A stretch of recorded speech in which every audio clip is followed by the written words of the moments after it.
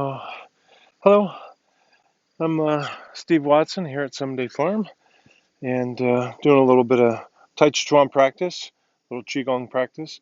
Uh, Here with today's Tàijíquán tip.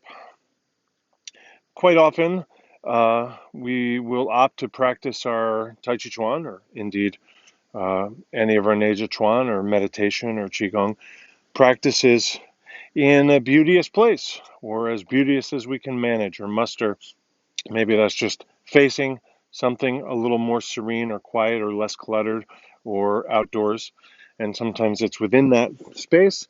And sometimes it's smaller than you'd like. It's less than idyllic, less than ideal, but it is your garden. It is your space. It is your sliver of a view. And uh, so here we are practicing outdoors by the pond side, and the muskrat's swimming by, and the dragonflies are alighting, and I've just noticed that flower, and a triplet of crows just had a little cacophony going on, and a hummingbird was perched on the tree a few moments ago, and then I think I saw a hawk, and the beaver might be swimming around, and look at the lily pads and all this kind of stuff. And so what happens is I have this sense of like to practice in a serene place, an idyllic place, and really get into myself, into my practice, into my art. And what's that? And that, what's that? And let me look at that, and let me follow that. And is that a fox over there? And so forth. Ooh, look at the deer. We kind of follow that up with some discouragement, some sense of shame, maybe even some resentment afterwards. Like I shouldn't be doing that, right? I'm not supposed to do that. So now I'm trying not to look at the fox, but all I really want to do is look at the fox, but I'm busy convincing myself I'm good at this, so I'm not looking at the fox. Meanwhile, I'm distracted by not looking at the fox. So it certainly can be said in the abstract, and certainly by your teachers or in the books, like, don't be distracted. So that's fair enough. But the reason that I came to this place is to enjoy its particular character, its beauty, right? Its naturalness. And indeed, that might be the reason that I cultivated this space. That might be the reason I put a bird feeder here, or planted those flowers, or have been kind to the fox when they have a den here in the every season. And so what I'd like to do is kind of balance out this kind of idealized sense of never be distracted with the sense that, well, I have this space, or I've cultivated this space, or have borrowed this space, or visited this space, or noticed this space, or happened upon this space, and it's a space of naturalness and beauty and relative um, um, peace and serenity, right? Like I'm just watching a water snake right now. Maybe you guys saw it. That's pretty cool.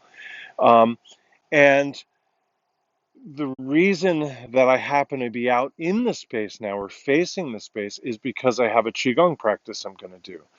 That just happens to be the reason that I'm in the space. But the grander reason for the space, or for my recognition of the space, or visitation of the space, is my connection to the serenity, to nature. And so while it's true that my Qigong is why I came out here, why I have an out here is its own set of circumstances and reasons and rationales and expectations. And so if my Qigong brings me out here, and then I'm brought out of my Qigong by the out here, I can learn to be okay with that and say, hey, let me take a moment and watch that hawk fly by and listen to those birds and turn around and see that. And then I'll have an opportunity afterwards to return to my practice. All right. So this isn't the only way to do it. You can certainly have a thing where there are distractions available to me, and the particular focus of my practice just now is not to take the bait of those distractions, and that's valid and that's fine, and that's what's most common. But it's also helpful for us to recognize that I like nature, I like the serenity, I like the peacefulness, I like seeing the different flora and fauna. And when they capture my mind, I'm not going to um, uh, disparage my practice, and neither am I permanently abandoning it. I'm just stepping away from it for a moment, for the moment that the fox is there, to appreciate it and enjoy it, and then I'll return to my practice. And yes, my practice was interrupted, But the reason for this space and my visitation of the space is also valid and valued by me.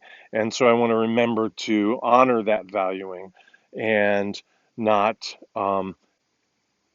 make it complex by regretting that I stopped to look at the clouds for a moment.